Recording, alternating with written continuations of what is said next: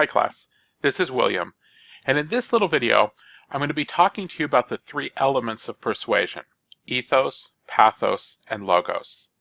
In order to try to keep these videos relatively short, I'm going to be giving this overview video, and then I'm going to be making three other videos, one for ethos, one for pathos, and one for logos. So, the three elements. The first one is ethos. Ethos refers to a speaker's credibility. It's how believable you are to the audience. This is by far the most important of the three. In fact, this is the only one that is actually required for persuasion. If you have enough ethos, you don't actually need pathos or logos, although I encourage you to still include it because you can't be certain that the audience trusts you as much as you believe they do. Conversely, if you don't have enough ethos, then all the pathos and logos in the world is not going to help you, because they're simply not going to believe your argument. Now, anecdotally, some of you might have personal examples of this in your own life. For example, some of you might know somebody who has a lot of ethos with you.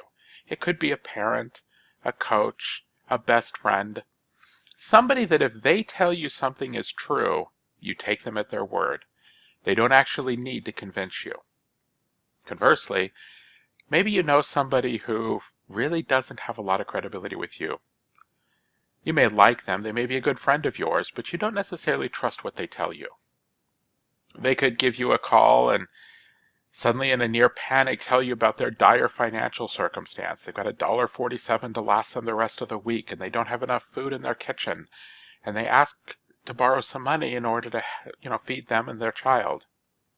Now, with enough ethos, I would suggest that you will probably go to great lengths to help them, not wanting your friend and their child to suffer.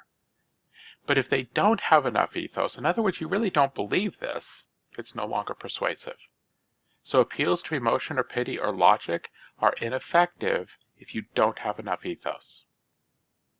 In the next video on ethos, we're going to be going more in depth about the two phases of ethos: initial ethos and derived ethos, as well as some of the determining factors that help build or potentially destroy that credibility.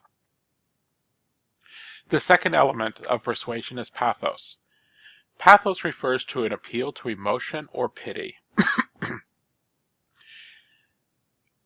With pathos, it's very quick to persuade people, but once persuaded, they don't stay persuaded for long. In the video on pathos, we're going to be talking about the two emotions that are most effective here. They appeal to our basic nature as humans to be pleasure seekers and pain avoiders. Finally, the third one is logos.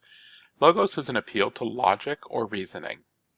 This one, unlike pathos, is long-lasting, not fast-acting. So it takes longer to persuade somebody with logos, but once persuaded, they stay persuaded for a longer period of time. So while every persuasive speech should include all three, ethos is most important. In terms of which one you emphasize between pathos and logos really depends on when you want them persuaded, now or later. There are instances, such as in a state of crisis, or where you're really just dealing with somebody on a transactional basis, that pathos is oftentimes the most effective. This is the reason that political campaigns, for example, rely heavily on pathos. Then there are other instances where when you're persuading somebody, you're really more interested in long-term change. So, for example, a parent raising a child, if your child is 6 years old, you're probably more interested in affecting what they're going to do when they're 26 more than when they're 6. And so therefore, good effective parenting needs to incorporate a lot of logos. The last thing I want to talk to you about on this video is a very common pattern in persuasive speaking. A common pattern is ethos, pathos, logos, pathos.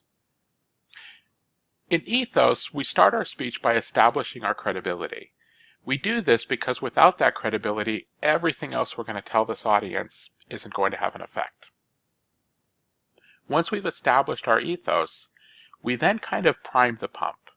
So the second part is pathos. We use the ability of emotion to persuade them very quickly.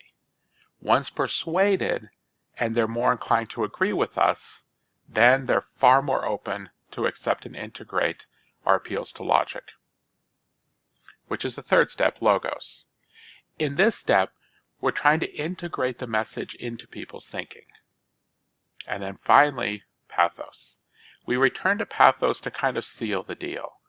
So pathos is the one that is used twice. Thank you very much for listening.